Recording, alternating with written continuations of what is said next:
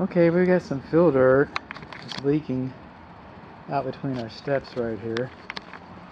This is our front portico, and this tile can be slick, okay, when it's wet, so just be aware of that. Coming along, looking for an electric receptacle outlet. Oh, there you are. Just hiding from us and stuff.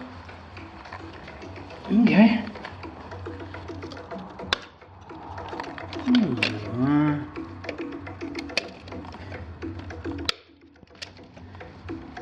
GFCI complete.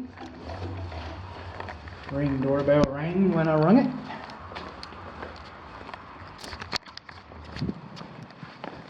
This is the part. Trees should not be closer than 25 feet to the structure.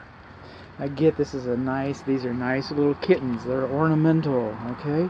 I get that. Woo, you know? And I also get that it may be a homeowners association thing because I'm seeing other trees that are too close to other houses. So you may have certain landscaping limitations. But I'm saying that these trees should have been placed at least 25 feet away from the structure to give the roots an opportunity to grow. As it is, this close, the roots will grow underneath your foundation and rob it. You're supposed to have a consistent amount of moisture around your foundation on a slab foundation in North Texas on expansive clay soil. And so this tree is going to rob some of the moisture that the foundation needs. And when trees and roots grow towards the moisture, and roots get larger when they grow, it's the definition of growing. And so now you got pressure on your foundation, and it's dry right there. And then it's going to grow up, and it's going to get all in your rain gutters and on your shingles and all of those types of things. And we've got some awnings at the front of the home, and we got some metal standing ridge awnings. This is where we took our water pressure. Soil is kind of high right here. You should have a minimum of 4 inches according to code, 6 inches according to the Texas Real Estate Commission. Y'all fight it out, but it's just, you know, if it's less than 4 inches, then I'm having an issue with it. And where do termites live? In the ground. Oh. What do they eat? Dead wood. Oh. What's wood mulch? Dead wood on the ground next to your house. It's called a clue. It's called a clue. Oh, this stuff has been treated. Termites will never eat it. I find termites in mulch. And if I was doing a wood destroying insect report, which I'm not, I'm licensed to, but this house is too new for that. This is 1 year old home. It'll be a few more years before termites get the change of address. But if I was writing a wood destroying insect report on this home, I would have to call wood mulch next to structure under eaves as conducive to wood destroying insects. The Texas Structural Pest Control Board, the Texas Department of Agriculture, all those big names are saying that's what needs to happen. So we got painted brick, we got weep holes. Now over here, over these windows, this is a ceramic siding. This is a ceramic siding.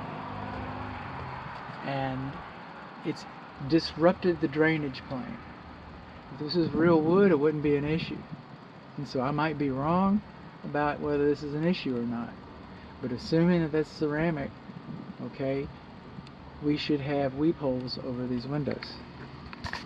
The manufacturer's installation instructions supersedes codes. The manufacturer's installation instructions certainly supersede me. But that's what I see. Moving along, rain gutters below grade, they're coming out.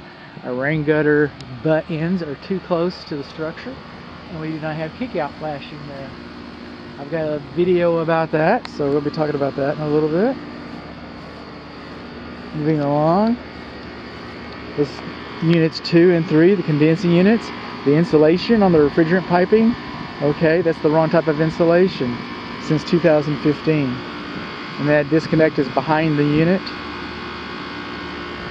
And our extension cords properly used in a permanent application It's buried underground and it's going to the party accent lights over here. This is our Generac. This is our generator. So it's got a built-in disconnect. I was kind of expecting to see, or thought I had seen, a main load center that would coincide with this. Moving on along, this is our swimming pool equipment. This all looks pretty good. I'm going to have a video about this towards the end of your report. And then we just kind of move on along here.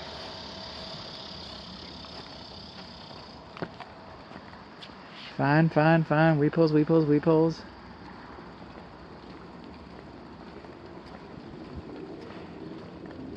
I may have to do a separate patio inspection, but that's okay. It's hot out here. Rain gutters below grade. Fine, fine, fine. Swimming pool coming up. We got a little cabana. This is beyond the scope of this inspection, but I inspected it anyway. Our overhang's too high. We do not have stands underneath our posts to prevent them from wicking. I found my sunglasses, thank goodness. The kitchen sink, excuse me, the cabana sink, kitchenette sink is falling. We got the wrong type of plumber's tape on all the gas connections. I don't see any sediment traps underneath here. Insufficient service access for the water heater. The T&P valve doesn't even have a drain line. We've got a catchment tank over here that has some issues, and I don't know where it drains either. When I say I don't know where it drains, I don't know if that for sure, and I don't think that. I think that it might not drain into the some kind of a leach field or some kind of alternative drain, a gray water drainage system, and I don't know how this city's municipality feels about that. They may be A-okay with it. I don't know, but I don't think that goes. I think there's a very strong possibility based on the type of plumbing I'm seeing underneath there. There's a very strong possibility that it does not drain in with the main sewer. Now, stepping stones are beyond the scope of this inspection. However, I gotta say that these are not dimensionally uniform. And while they might not affect a spry old man like me, but they might, other people who might be just a little more balance challenged, if you will. Some older people, some inebriated people, drunk Uncle Bud, you know. Well, I mean, somebody might have an issue, you know, walking on these. Whereas I don't, it's beyond the scope, but anyway, that's where it is.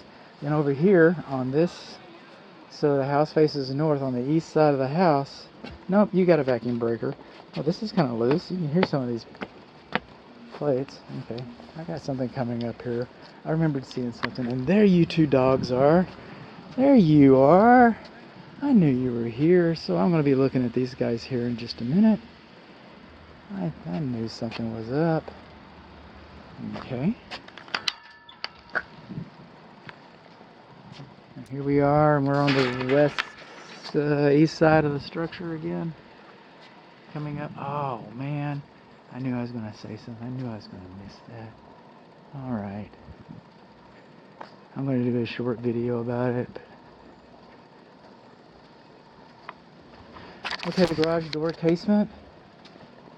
I got 3 door openers. They should not be in direct contact with the concrete like that, just like the post on the cabana. Okay, water can leach up into them. Okay, capillary action, and comes off the porous concrete into the cellulose of the wood. The capillary action, like I said, I love to say that word. I'll say it a couple more times. I bet you I will. I bet you. But there's supposed to be about a 2-inch gap right there, and I see some builders that cut it off at a 45, and I'm perfectly happy with that. It looks better, and it gets it up off the ground. As this will, one or more of these is going to start developing rot. Same thing on your cabana, especially the one with the water stains all over it. And come over here, this water faucet